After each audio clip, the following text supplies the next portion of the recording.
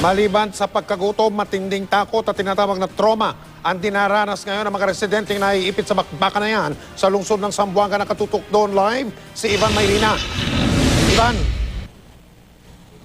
Mike, naiulat natin dito sa krisis sa Zamboanga ang patuloy na bakbakan sa pagitan ng militar at ng mga rebeldeng MNLF Miswari faction kung saan may mga namamatay at may mga nasasaktan. Pero kasabay niyan, Mike, may mas malalim na pinsalang idinudulot ang digmaang ito, lalo na sa mga sibilyang naiipit sa gulo. Naabutan ko mga grupo ng kalalakihang ito sa barangay Talon-Talon. Oras ng tanghalian pero ang kanilang pinagsasaluhan, nilagang saging na saba. Maliliit pa ang mga saging at tila hinog pa sa pilit. Nagtatawanan man, aminado silang iniinda na nila ang mahigit 1 linggo ng hindi pagtatrabaho at pagkawala ng kanilang kita. Wala talaga. Saging lang. Ilang araw na kayo kumakain ng saging? Mga 4 na. 5 days na, walang trabaho. Walang pera. Kumain ng saging. Sila mga taong bahay daw sa ngayon dahil ang kanilang mga pamilya nasa evacuation center. Si Aling Valeria tuwing araw lang umuwi sa kanilang tahanan dahil di raw siya pinapatulog ng tunog ng putukan. Kahit gabi kasi ay nagkakaroon pa rin ng putukan. Parang nandito lang sa ulo ang putok. Yung mga alas 2 siguro yun. Pati dyan, natulog ako na hindi ako makaakuan. Kasi parang manervyos, hindi pa makakuan ang bala, patay na siguro ako. Ditong Sabado nakuna ng GMA News sa mga flare at tracer bullets ng militar sa bakbakan sa Santa Catalina dakong alas 11 ng gabi.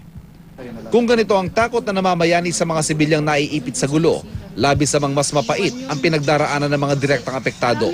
Si Abigail Holatoria labis ang pag-aalala sa kanyang 76 na taong gulang na lolo na hanggang ngayon bihag ng mga rebelde. Mula noong Lunes, wala na raw siyang balita tungkol dito. Hindi ko na alam anong gagawin ko, sir. Kasi siya lang yung pamilya ko dito. Tsaka wala na po ako, lola. Siya na lang yung ano ko dito eh. Yung lakas ko. Labis din ang traumang pinagdaraanan ngayon ng isa sa mga nakatakas sa bihag.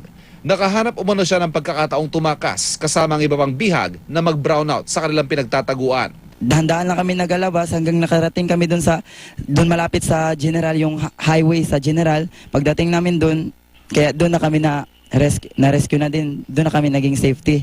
Labis ding nakapagpapalungkot sa sitwasyon na hanggang ngayon sarado mga opisina sa Zamboanga, pati ng serbisyo sa mga opisina ng gobyerno. Ang airport at Pantalan, sarado. Sarado mga bangko at mga eskwelahan. Ang ilang ATM at money remittance center na bukas, pinipilahan simula madaling araw. 5:30 pa? Oo, pila kami. Anong oras daw? Anong oras bubuksalan ko? 10 o'clock. Ng pera. Pero may pera ka man, wala o limitado ang iyong mabibilhan.